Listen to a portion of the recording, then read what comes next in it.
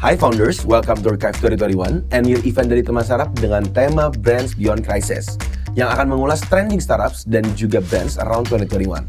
Melalui event ini, kita mau mengapresiasi karya dan juga pencapaian brand Indonesia di tahun ini. Event ini akan diselenggarakan pada tanggal 1 sampai 14 Desember yang akan diunggah di seluruh media sosial kita melalui Instagram, TikTok, YouTube, dan pastinya Noise, rumah konten audio Indonesia yang juga merupakan eksklusif audio platform untuk seluruh konten full version dari podcast Archive 2021. Selain itu, event ini juga didukung oleh Heavenly Blush, King Snack Pack, dan beberapa media partner seperti Text from Brand, yang on top, Apiary, The Finery Report, EXP JKT, Katika, Global Millennial Group, dan juga Line Indonesia. Welcome to Archive 2021.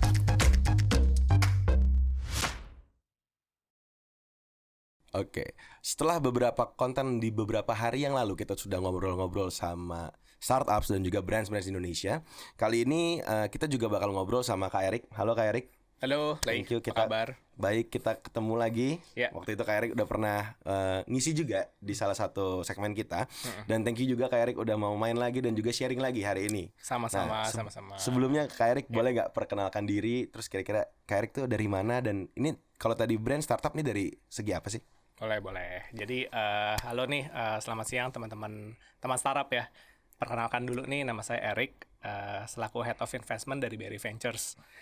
Jadi buat teman-teman yang mungkin belum tahu, Berry Ventures kami ini adalah anak usahanya dari Bank BRI. Nah, tapi kami memang bekerja sehari-hari ini melakukan bidang investasi melalui corporate venture capitalnya Bank BRI, yaitu Berry Ventures gitu. Okay. Nah, keseharian tiap hari kami tuh di Berry Ventures ngeliatin startup nih, kira-kira potensial mana sih yang kira-kira bisa kita berikan pendanaan dan kita bantu untuk kembangkan bisnisnya. Kurang lebih begitu sih. Oke, dan ini berarti ada satu sudut pandang lain lah ya. Ya, betul. Dari owner, dari founder, Betul. nah sekarang ada sudut pandang lain yang juga tidak kalah berdampak positif bagi ekosistem startup di Indonesia saat ini. Yeah. Nah, kalau kita ngomongin Archive 2021 nih Kak, ini kan kita mau mengulas apa sih yang terjadi di 2021 dari setiap brand. Nah, BVI ini juga di tahun 2021 nih memberikan dana pendanaan kepada 3 unicorn startup di Indonesia. Dan betul. juga ada launching venture capital courses di ITB. Iya, betul. Nah, boleh gak Kak diceritain sedikit dulu, nanti kita akan bahas lebih lanjut lagi di dalam. Cuman boleh. 3 unicorn ini tuh di tahun ini apa aja dan kira-kira gimana sih? Boleh. Jadi mungkin for context nih biar sekalian nyambung ceritanya. Jadi apa aja sih yang Berry Ventures udah lakukan di tahun 2021 gitu. Secara perusahaan sebenarnya kita ini masih cukup baru nih teman-teman. Jadi kalau Bank BRI sendiri kan memang sudah berdiri, kalau nggak salah terakhir ulang tahun ke 125, bahkan lebih tua daripada Indonesianya, Indonesianya gitu kan. Tapi kita kalau sebagai Berry Ventures, sebagai anak usaha yang bergerak di bidang pendanaan secara venture capital ini, memang kita nih cukup muda. Kita ini baru didirikan tahun 2019 sebenarnya. Gitu. Nah, dari 2019 sampai sekarang 2021 kita tuh udah melakukan pendanaan kepada sekitar kurang lebih 16 startup. 16 gitu, startup. 16. Dan rata-rata investment kita itu memang baru terjadi di tahun 2020 sama 2021 yang ke belakang. Gitu. Rata-rata investment kita itu memang kebanyakan bergeraknya di bidang fintech nih. Kita ada invest ke Investri, Modalku, ke Tanihub kan ada Tanifannya juga, ke Payfast, dan beberapa startup lain gitu. Yang mungkin teman-teman juga bisa lihat nanti ya di website kita di berryventures.id kalau mau lihat portfolio kita gitu. Kak Erik sempat ngomong, berarti kan Berry Ventures sendiri berdirinya di 2019. Betul. Berarti pernah mengalami kondisi sebelum pandemi. Betul. Dan setelah pandemi ada terjadi tadi ya penyocokan revamp tadi yang harus dilakukan karena sudah tidak relevan. Emang bedanya apa sih Kak? Kalau boleh cerita dari 2019 itu sebelum dan mungkin setelah pandemi ini yang mungkin tadi harus dirubah tuh apa sih? Oke, jadi kita tuh berdiri 2019 tapi baru aktif investnya 2019 akhir. Jadi kayak pas banget tuh. Kalau nggak salah kita cuma ada 2 investment di 2019 dan setelahnya kita lakukan di 2020. Pergeseran ya kalau saya bisa bilang, beberapa industri vertikal yang sebelumnya tuh menjadi apa ya, kayak semacam primadonanya lah pre-pandemic, tapi tiba-tiba sekarang jadi agak orang wait and see. Contohnya tuh misalnya di industri travel tuh kan udah pasti banget kan. Pasti terdampak banget tuh. Semua industri travel, terus industri coworking itu kayaknya sampai sekarang masih kepukul ya. Saya lihat ya di beberapa coworking space itu udah banyak yang tutup, udah banyak yang tenannya pada pindah karena sekarang udah full WFH. Apalagi startup gitu. Siapa sih yang mau balik ke kantor lagi gitu kan, kayak udah jarang banget gitu.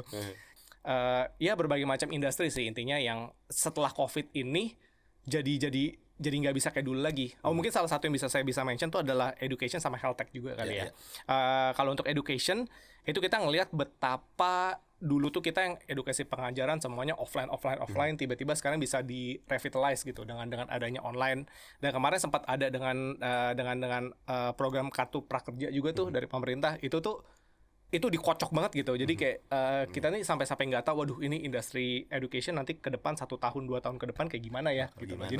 Jadi banyak dari pendana modal ventura nih, venture capital company yang akhirnya tuh memutuskan wait and see. Oke. Tapi kalau kita ngomongin Berry Ventures nih, Kak Erik, bentuk-bentuk startup yang di funding apakah ada yang early stage atau memang nggak semua early stage atau gimana? Oke, jadi kalau di Berry Ventures sendiri, Berry Ventures kan satu perusahaan modal venturanya ya. Nah, kita nih perusahaan PMV ya salah satu yang sudah mendapatkan lisensi dari OJK untuk menjalankan usaha PMV tadi, perusahaan modal ventura. Nah, dalam menjalankan usaha perusahaan modal ventura ini kita boleh mengembangkan kita sebutnya venture fund, dana ventura gitu. Jadi ini Berry Ventures di atas, nanti dia bisa nelorin banyak nih produknya. Dana ventura 1 kita sebutnya sama dana ventura 2 gitu. Kebetulan kita lagi punya 2 nih. Nah, jadi mungkin sebagai konteks juga nih, jadi kan kita tuh Berry Ventures kita udah dapat total komitmen dari Bank BRI sebesar 250 juta. Jadi udah janji nih, saya minta dong 250 juta, nanti itu saya taruh ke high growth startup, nanti saya balikin sebesar sekian juta pada tahun ke berapa gitu ya kan. Mention dulu Kak, itu duitnya bukan rupiah. Iya, 250 juta USD. Oh iya. Ntar kirain kok. Iya. Berry Ventures 250 juta ya. Gitu. Nah, karena 250 juta itu kan jumlahnya cukup besar ya. Jadi kalau itu saya taruh ke satu company masing-masing 1 juta nih misalnya, saya masih cari 250 perusahaan gitu loh. Itu kapan habis ya gitu loh, nggak bakal kan. Jadi kita sebutnya tiket size kita untuk pendanaan untuk yang uang tadi itu cukup besar. Jadi sekitar 5 sampai 10 juta lah. Gitu. Jadi kalau misalnya saya bagi 5 juta aja 50 perusahaan banyak banget kan. Jadi kalau 10 juta ya 25-an lah gitu loh. 25 itu kayaknya udah bagus lah dalam waktu 4. Misalnya dibagi dalam waktu 4 tahun berarti setahun 6 ya masih boleh lah gitu lah. Kalau ngomongin selektif nih Kak, sebagai head of investment lah, Kak Erik udah bertemu banyak sekali proposal, pitch deck dan sebagainya gitu. Waktu itu kita yang kesempatan pertama ketemu, Kak Erik banyakan ngomong tentang product fit. Betul. Tapi kita belum sempat ngomong investment dari mata Kak Erik nih. Nah, menurut Kak Erik, kalau cuma ada satu hal yang mungkin menjadi faktor terbesar Kak Erik untuk melakukan investasi atau enggak ke suatu startup itu di mana? Kalau cuma satu itu pasti foundernya sih. Founder ya? Gitu. Karena ketika kita memberikan pendanaan, misalnya saya ketemu satu startup nih, misalnya teman startup gitu ya. Jadi malu. Nah, misalnya teman startup gitu. Yang saya lakukan adalah saya memberikan kayak memberikan pendanaan, itu kan nanti kan ditukar dengan saham di teman startup ya. Artinya saya ini kayak membeli masa depan dari teman startup ya, membeli masa depan dari ya startup yang saya invest gitu. Nah, beli masa depan itu kan beli janji ya kurang lebih ya. Kayak kalau kita beli rumah gitu loh. Rumah inden Pak 2 tahun gitu loh. Sekarang baru gambar nih.